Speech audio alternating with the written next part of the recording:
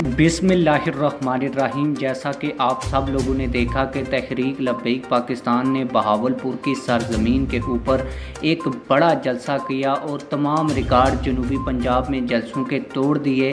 लेकिन अब जो तहरीक लब्बैक पाकिस्तान गुजरात में जलसा करने जा रही है, तो तहरीक लब्बैक पाकिस्तान अपना बहावलपुर में बनाया हुआ ये रिकॉर्ड गुजरात वाले जलसे में तोड़ देगी। मैं आप लोगों को जलसे की डेट भी बता देता हूं, लेकिन इससे पहले मैं कुछ डिटेल्स इस गुजरात के हलके के बारे में, तहरीक लब्बैक पाकिस्तान ने कितने वोट हासिल किए थे 2018 के इलेक्शन में, तो आप लोगों को वो भी बता देता हूं। लेकिन इससे पहले अगर आप लोगों ने अभी तक हमारे चैनल को सब्सक्राइब नहीं किया तो जल्दी से चैनल को सब्सक्राइब कर लें, ताकि आने वाली नई वीडियोज़ आप लोगों को बर वक्त मिलती रहें। तो आप लोगों को बताता चलूँ कि 2018 में जो बहावलपुर था या जनूबी पंजाब था, वहाँ से तहरीक लब्बैक पाकिस्तान को इतने वोट्स नहीं मिले थे जितने के गुजरात के इस हलके से मिले हैं, जहाँ पे अब तहरीक लब्बैक पाकिस्तान 29 मई को जलसा करने जा रही है।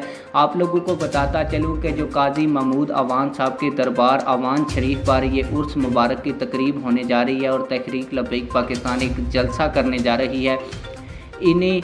इसी दरबार के जो आस्थाने आलिया के पीर साहब हैं काजी महमूद अवान साहब, इन्होंने 2018 के इलेक्शन में NA यानी कि नेशनल असम्बली के एक हल्के से तकरीबन 50,000 वोट भी हासिल किए थे, और गुजरात के तमाम सूबाई हलकों से और जो नेशनल असम्बली के हल्के से तहरीक लब्बैक पाकिस्तान के हर उम्मीदवार ने 20 से 30,000 और 30,000 से भी ज़्यादा वोट हासिल किए हैं।